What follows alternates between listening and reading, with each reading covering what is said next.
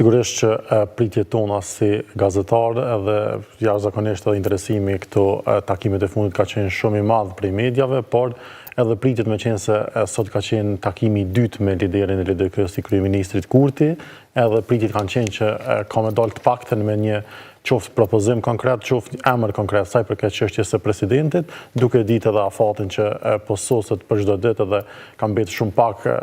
ditë e mbas edhe tani në orë po numërohet kur do të përfundojë ky afat, mirë po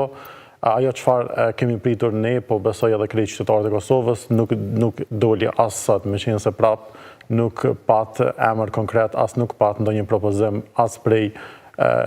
Lidhjes Demokratike të Kosovës, as prej lëvizjes vetëvendosje.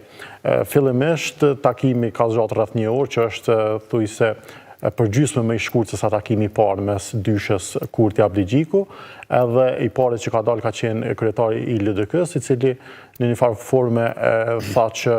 me votat që ata i kanë nuk është se do të mund bëjnë ndonjë diferencë sa i përket çështjes së zgjedhjes së presidentit, duke ditur që nevojiten 80 vota dhe nëse i shtohen këto votat e LDK-s pra 15 të lëvizjes vetëvendosje, asesi nuk arrihet 80 që i nevojshëm dhe ai latë nënkuptohet që meqense se nuk është arritur gjendet një kandidat konsensual mbi partijak, pra që nuk është i përfshirë në politik, pavarësisht edhe tentimeve që janë bërë javën e kaluar, bie që sipas tij zgjidhja vetme do të mbeten zgjedhjet e reja, duke ditur që pra lëvizja vetëvendosje nuk e ka gjetë konsenzusin edhe me Partinë Demokratike të Kosovës, edhe me Lidhjen Demokratike të Kosovës për ta gjetur një emër përveç Murat Jasharit, cili nuk përmend. Po ashtu edhe kryetari i vetëvendosjes, ani se ka dalë rreth 2 orë më vonë se sa Abdigjiku para mediave, pavarësisht insistimit tonë për ta pyetur se ku ka qenë gjatë asaj kohe, ka qenë duke zhvilluar ndonjë takim me grupin parlamentar apo me presidenten base dhe aktuale Vjosa Osmani, duke ditur që zyra e saj ndodhet brenda kuvendit, nuk ka dhënë një përgjigje konkrete, mirë po është kthyer prapë tek çështja e numrave, të cilën e ka dhënë edhe javën e kaluar, ku thotë që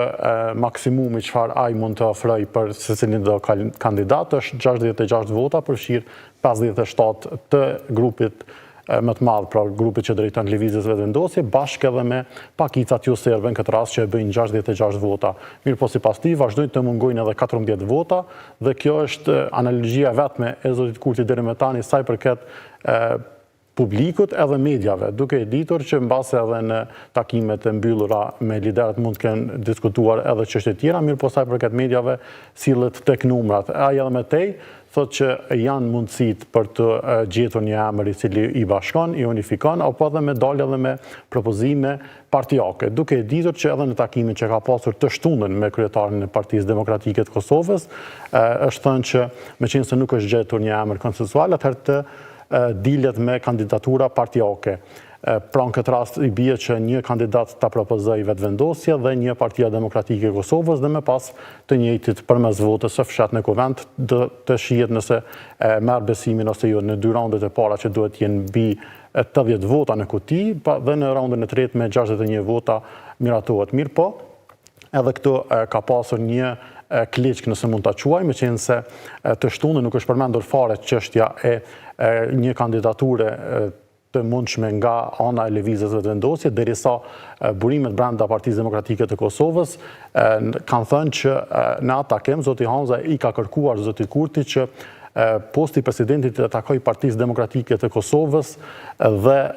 vetëvendosje të mos dalë me kandidaturë të saj, duke ditur që në cilin do variant, në rast se vetëvendosje e jep një emër, në raundin e tretë automatikisht ajo kandidaturë i merr votat e deputetëve, duke ditur që duhen vetëm 61. Atëherë ata kanë kërkuar që kandidatura kryesore t'i takoj Partisë Demokratike të Kosovës dhe një tjetër që mund t'jetë fiktive, por vetëm sa për ta plotësuar kushtin që t'jenë 2 kandidat, mund të jetë qoftë nga partitë e tjera, apo qoftë edhe nga vetë Partia Demokratike e Kosovës, mirë po me kushtin që posti i presidentit të mos i takoj lëvizjes vetëvendosje, meqense sipas tyre kjo është e dëmshme edhe për demokracinë që gjithë pushtetit të koncentrohet tek një parti, përfshirë këtu kryeministrin, kryetarin e kuvendit dhe edhe presidentin. Faleminderit shumë. Zotri Koci, është ky thjesht një mungesë e konsensusit apo është një kalkulim politik për një skenar tjetër? Dyjat, unë besoj që dyjat. ndërka që ne aktualisht jemi duke par një garë, do të thotë kush kë do të fajsoj për shkuarje në zgjedhje. Ndryshe që ndrojnë dyjat këto që thu, do të thotë, është munges kompromisi, është fillimisht munges kompromisi, do të thotë, sepse ne hetum para 5 dite, në takimin e parë të zotit Kurti dhe Hamza dhe zotit Kurti me zotin Abdi Gjiku, kishte sinjale që mund kërkohet një kandidat konsenzual. Kjo pastaj nga ky pozicionim u hoq dorë pardje dhe praktikisht mendoj që tani asgjë ka përpjekje, nuk ka përpjekje për të gjetë konsenzus, ndërka që unë mendoj që kjo çështje mund zgjidhet vetëm me një kandidat konsensual ose me një marrëveshje ndërmjet vetëvendosjes dhe Partisë Demokratike të Kosovës. Numrat kështu flasin, por asnjëra as tjetra nuk janë në horizont, dhe unë mendoj që Kosova me hapat sigurt është duke shku drejt zgjedhjeve tjera, fatkeqësisht me ndërlikime nuk e përjashtë mundësinë edhe me ndërgim të çështjes në gjykatën kushtetuese dhe zhabitje të procesit praktikisht